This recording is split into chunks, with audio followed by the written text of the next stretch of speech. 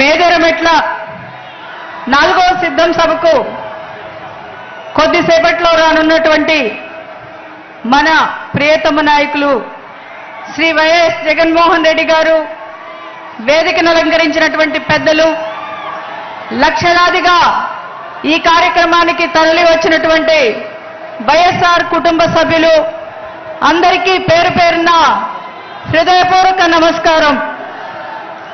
Doctor BR Ambedkar గారు చెప్పారు, స్వేచ్ఛ, సమానత్వం, సౌభ్రాతృత్వం ఆచరణలో పెట్టి చూపిస్తూ ఈరోజు పాలిస్తున్నటువంటి మన నాయకుడు శ్రీ వైఎస్ జగన్మోహన్ రెడ్డి గారు పదవీ బాధ్యతలు చేపట్టిన తర్వాత చేసినటువంటి సోషల్ ఇంజనీరింగ్ ఏదైతే ఉందో అది ఈరోజు మన దేశానికే ఆదర్శం లాంటిది. మన జగన్మోహన్ రెడ్డి గారు చేస్తున్నటువంటి సముద్రమంత సంక్షేమంలో చెప్పాలంటే ఒక రోజంతా కూడా సరిపోదు.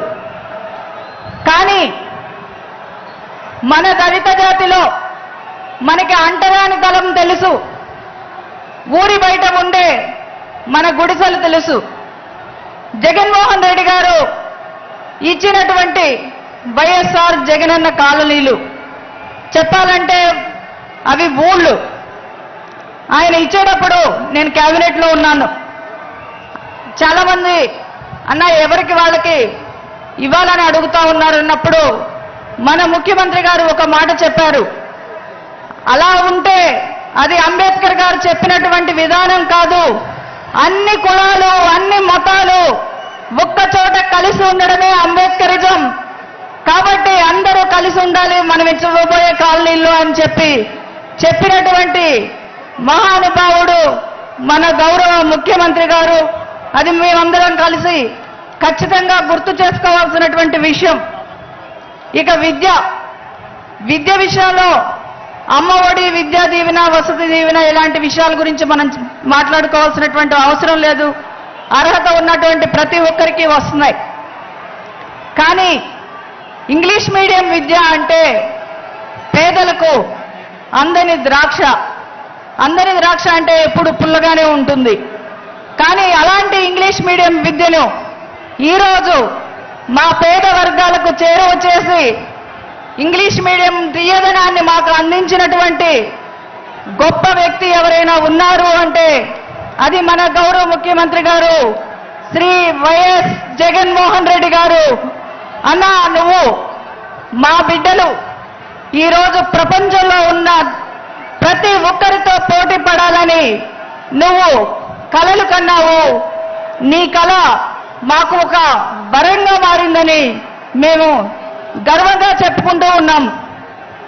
ఇక మహిళల గురించి చెప్పాలంటే మహిళా సాధికారత అని అందరం మాట్లాడుతూ ఉంటాం. కానీ అదొక కేవలం నినాదంగా మిగిలిపోకూడదు, అది ఒక విధానంగా మార్చాలి అనేటువంటి గొప్ప మనసుతో మహిళను సాధికారతను తీసుకువచ్చినటువంటి వ్యక్తి మన గౌరవ ముఖ్యమంత్రి వర్యులు శ్రీ వైఎస్ జగన్మోహన్ రెడ్డి గారు. ఆయన ఇస్తున్నటువంటి చేయూత, ఒకరోజు ఒక గ్రామంలోకి వెళ్ళి చేయూత అందుకుంటున్నటువంటి ఒక మహిళను అడిగాను, అమ్మా నువ్వు నీకొచ్చినటువంటి డబ్బులు దేంట్లో పెట్టుబడిగా పెట్టుకుంటున్నావు అని. ఆమె నేను ఒక చిన్న టిఫిన్ షాప్ నడుపుకుంటా ఉన్నాను అంది. పెట్టుబడి పోను నీకు ఎంత డబ్బులు మిగులుతాయమ్మా అని అడిగితే నాకు రోజుకి 2,000 రూపాయలు వస్తాయమ్మా అంది. అంటే ఆమెకి నెలకు వచ్చేటువంటి ఆదాయం ఎంత అని చూస్తే దాదాపు 60,000 రూపాయలు మన ముఖ్యమంత్రి గారు ఇస్తున్న చేత వల్ల ఆమె అందుకుంటా ఉంది. అది కదా సాధికారత అంటే ఈరోజు మహిళలకి. మరి ఈరోజు మహిళా భద్రత కోసం దిశ యాప్ తీసుకుని వస్తే దాని విలువ తెలియనటువంటి వాళ్ళు ఎక్కడుంది దిశ అని అడుగుతా ఉన్నారు.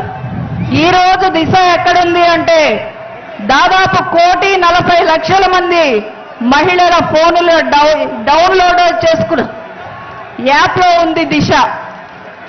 ఇంకా చెప్పుకోవాలంటే మా లాంటి నిరుపేదలు ఉన్న సొంత ఇంటి కళ నెరవేర్చుకోవడం అన్నది దాదాపు అసాధ్యం.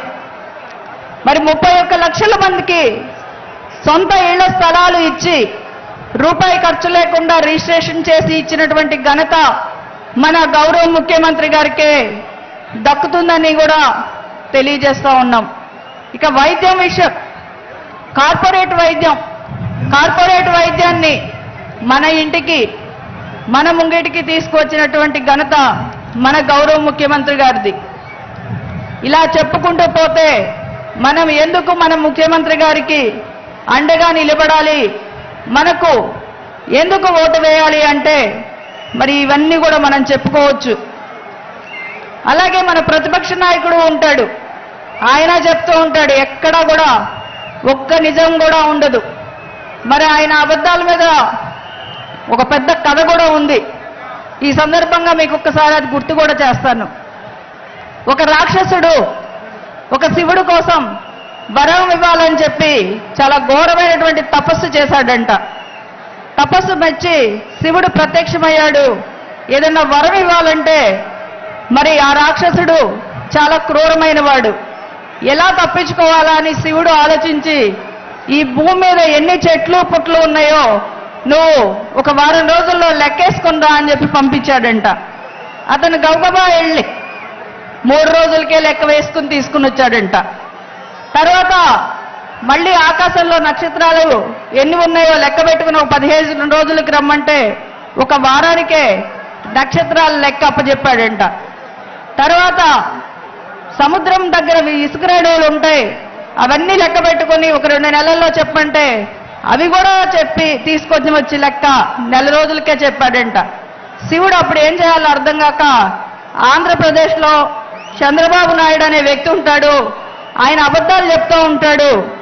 ఆయన ఎన్ని అబద్ధాలు చెప్పాడో లెక్కేసుకుని రమ్మని పంపిస్తే ఆ రాక్షసుడు వెళ్ళిపోయాడంట. ఇంకా లెక్క కడతానే ఉన్నాడంట. మరి చంద్రబాబు నాయుడు గారు చెప్పబోయే హామీలు అబద్ధాలు ఆ విధంగా ఉంటాయి. కాబట్టి మన రాష్ట్ర ప్రజలందరూ ఆలోచించండి, ఈరోజు నిజాయితీగా ఉన్న నాయకుడు ఎవరు, అబద్ధాలు చెప్పేటువంటి నాయకుడు ఎవరు అని. మరి చివరిగా ఈరోజు జగన్మోహన్ రెడ్డి గారు మన కోసం పాలన చేస్తున్నారు. జగనన్న అనే జగన్మోహన్ రెడ్డి అనే నేను మీకోసం, of the people, for the people, by the people, for ever and ever మీ ముఖ్యమంత్రిగా ఉండే విధంగా మీ క్షేమం కోసం నేను పాలన చేస్తున్నాను అని ధైర్యంగా చెప్పగలుగుతున్నారు. అన్న మళ్ళీ తిరిగి మేలో మీ ప్రమాణ స్వీకారానికి ఇలా లక్షలాదిగా తరలి వచ్చి మేమందరం మీకు అండగా ఉంటామన్నా, మేమంతా మిమ్మల్ని ముఖ్యమంత్రిగా తిరిగి చేసుకోవడానికి సిద్ధంగా ఉన్నామన్నా అని తెలియజేసుకుంటూ, మరి మీరంతా సిద్ధమేనా? సిద్ధపడి వచ్చారా? జై Jagan. Thank you. Thank you, ma'am. So inspiring.